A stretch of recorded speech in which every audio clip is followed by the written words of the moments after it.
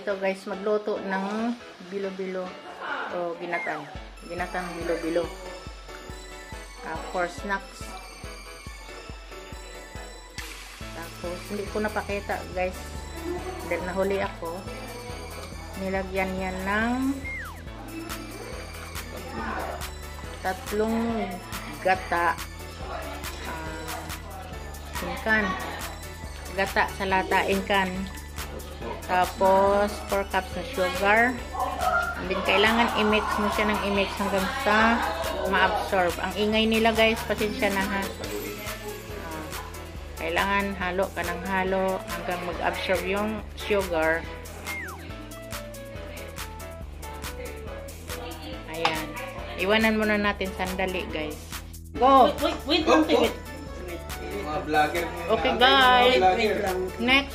Next step is kamote. Okay. Lagay Go. ng kamote. Wow. Yan ang sangkap po ng bilo-bilo.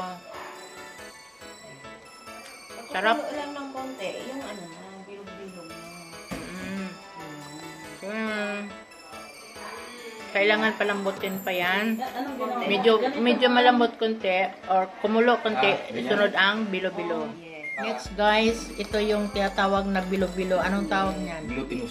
Glutinous. Na binilog-bilog. O parang malagkit din siya, pero powder lang siya. Ito yon. Yan ang karugtong sa bilo-bilo na lulutuin or ginataan.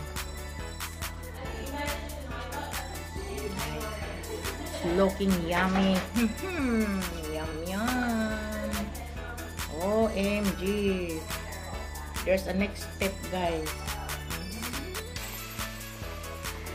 Guys.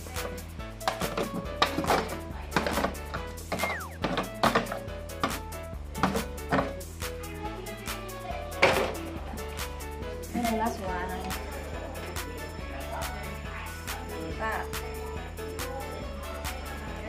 Jackfruit or langka. Ganon lang siya magluto. Tapos napakasarap.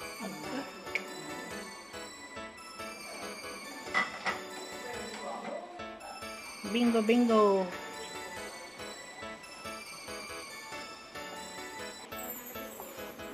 Yummy.